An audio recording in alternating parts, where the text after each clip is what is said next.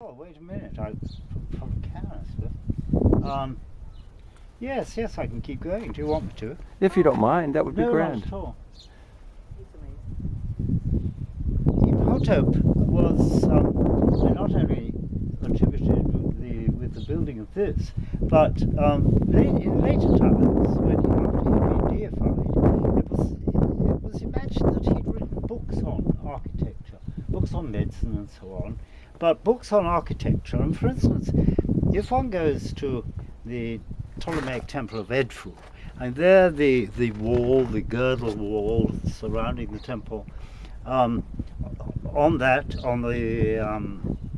north wall, you will actually find the name of Imhotep, and there a book is attributed to him, and it's said that the architects of this Ptolemaic temple, and remember, Ptolemaic temple, that's after Alexander the Great. This temple was built by Ptolemy III at the beginning, and finished by Ptolemy XII, who was the father of Cleopatra.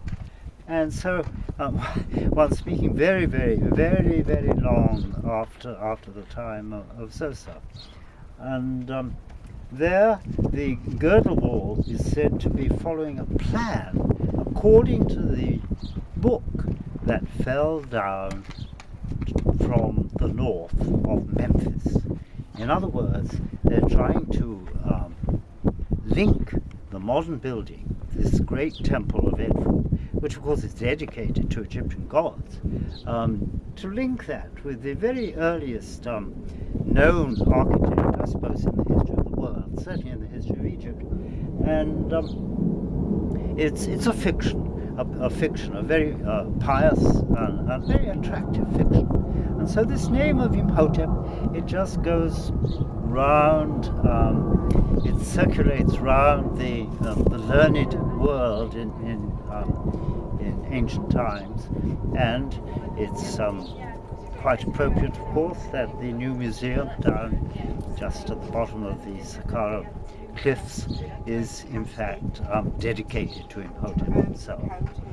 And as you go into the museum, you will find on a statue there just the legs are preserved, the feet of King Zosa, and the inscription underneath mentions in fact his great architect Imhotep.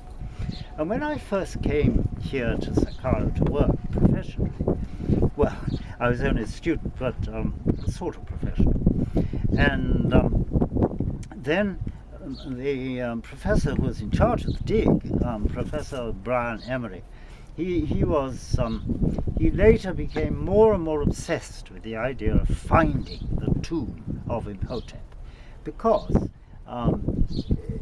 if it's so obvious at the Giza pyramids, when you go around the pyramid of Khufu or Khafre, then you're immediately faced with the great men of the time, the noblemen and the important courtiers, and it would seem natural, of course, that Imhotep will be buried somewhere near his master Zosa. So, as I say, many people, and they're still searching now for the tomb of Imhotep. Whether it be found, who knows? But it must, in its time, have been rather grand.